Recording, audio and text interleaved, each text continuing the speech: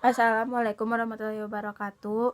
Tepangkeun Wasta Abi Pradisa Susya Fitriani. Abi di dieu bade nyaritakeun hiji dongeng anu judulna Sangkala Gunung Tangkuban Parahu.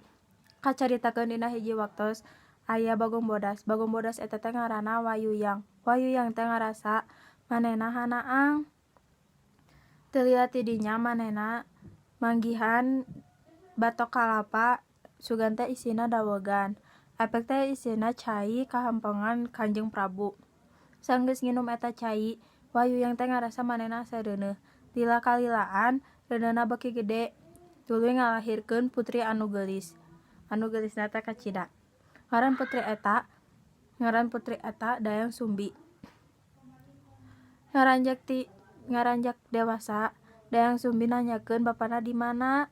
Tuluy dijawab ku Wayuyang, bapana teh Kanjeng Prabu. Tuluy Dayang Sumbi indit ka kraton nepungan bapana. Dina hiji waktos, Dayang Sumbi teh keur nenun di hiji saung. Epek teh teropongna labuh. Tuluy manehna ngomong saha wae anu nyokotkeun eta taropong, mun awewe dijadikeun dulur, mun lalaki dijadikeun salaki. Epek teh dibawa ku anjing lalaki. Anjing eta ngaranna si Tumang. Dayang Sumbi reuwas Kacida lantaran nu nyokot eta teropong teh si Tumang. Tapi manehna teu bisa ingkar kana omongan sorangan. Tuluy manehna kawin jeung si Tumang. Dayang Sumbi jeung si Tumang boga anak ngaranna Sangkuriang. Sangkuriang resep muru sato ka leuweung babarengan jeung si Tumang.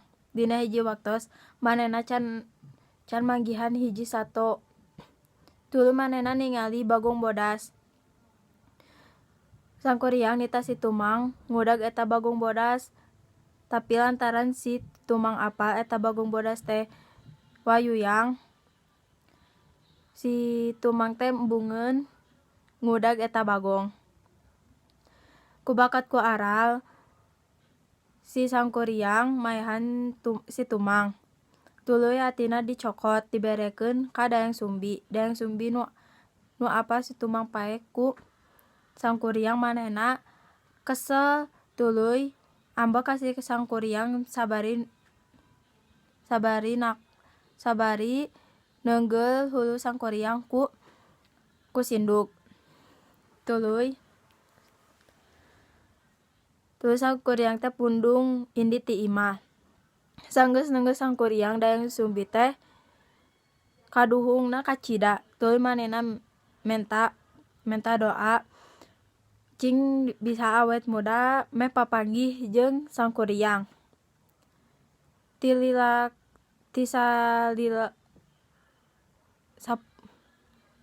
ti kajadian eta, Sangkuriang teh jadi budak dewasa anu kasep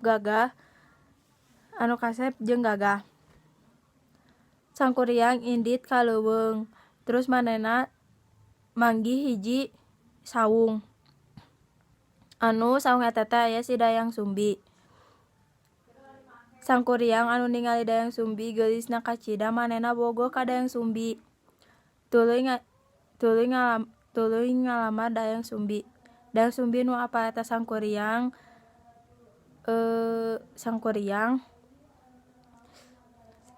karna aya urut paneunggelan manehna nu baheula. Manehna teh Dayang Sumbi nolak Sangkuriang tapi Sangkuriangna keukeuh hayang kawin jeung Dayang Sumbi. Dayang Sumbi akhirna menta pamentaan ka Sangkuriang manehna kudu nyieun hiji parahu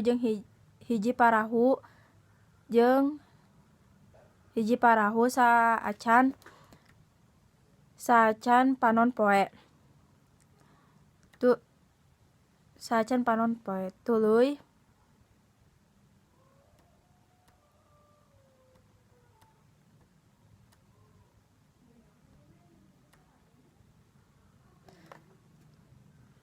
panon po saacan panon poe. Terus dikerjakeun ku sangkuriang.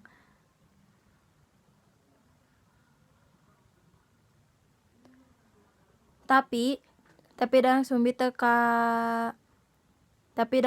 embung si sangkuriang nyalasaikeun eta pagaweanna. Tuluy dayang sumbi teh ngahudangkeun hayam kudu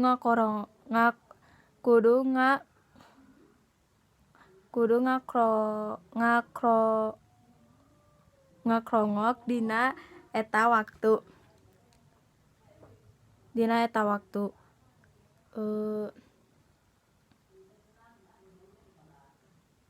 Sangkuriang anu apal dilicikan ku dayang sumbi manehna ambek tuluy najong eta parahu. Tah eta parahu teh ayeuna disebutna Gunung Tangkuban Parahu. Sakian ti abi, hapunten mun aya kasalahan. Wassalamualaikum warahmatullahi wabarakatuh.